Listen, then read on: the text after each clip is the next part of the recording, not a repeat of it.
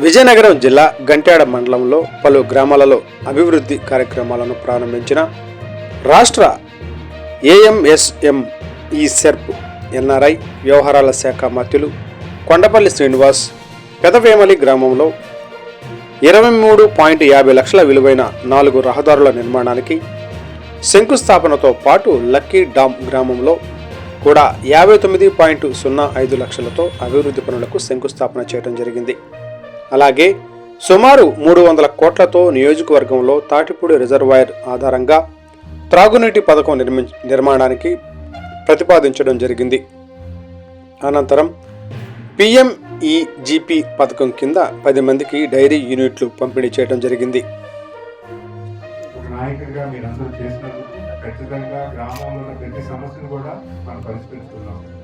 ముఖ్యంగా ఇంటింటికి కొలాయి అనేది 1.5 రూపాయలు శాంక్షన్ అయింది గ్రామానికి. అయితే మేము కోరుకున్నది ఏంటంటే రాష్ట్రానికి నీళ్ళు తీసుకుంటాం. మా గ్రామంలో బోర్ తీసుకొని ఆ బోర్ పని చేయకపోతే నీళ్ళు రావు. దాటిపోటీ నుంచి మనకి వాటర్ రావాలని, ప్రతి గ్రామానికి వాటర్ రావాలని అడుగుతాం జరుగుతుంది. దాన్ని కూడా అదనంగా సుమారు తాటిపూడి లైన్ గంట్యాడ, కొండపల్లి, గంటున్నారు 3 మండలాలకు వచ్చే విధంగా మేము రిక్వెస్ట్ చేసాం. అదనంగా ఒక 150 కోట్లు దానికి అవసరం అయ్యి దానికి కూడా మేము ముందు కలిపి సుమారు 300 కోట్లు ఈ నియోజకవర్గానికి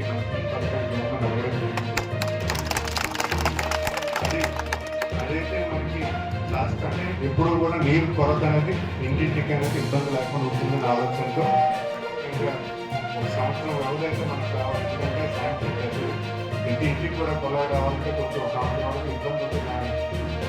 సంవత్సరం వరకు మాకు టైం ఇచ్చేది ఇవ్వండి.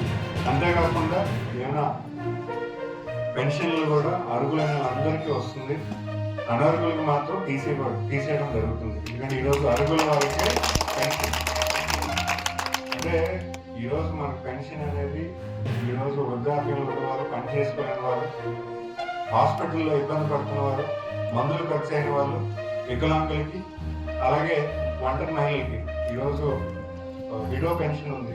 ఈరోజు సంపాదించే హస్బెండ్ లేనప్పుడు ఖచ్చితంగా అలాంటి ఆడవాళ్ళు సాయం చేయాలని చేకూర్చిన వాళ్ళు, వీళ్ళందరికీ అర్హులైన వాళ్ళకి చెప్తాం. తక్కువ మన వాళ్ళు ఎవరైనా కాలువలు కూడా మీరు ఇంజనీరింగ్ అడిగి ఎస్టిమేట్ వేసుకొని ఉంచుకోండి. అవకాశం ఉంటే ఈ బడ్జెట్లో పెట్టడానికి కూడా చూడండి.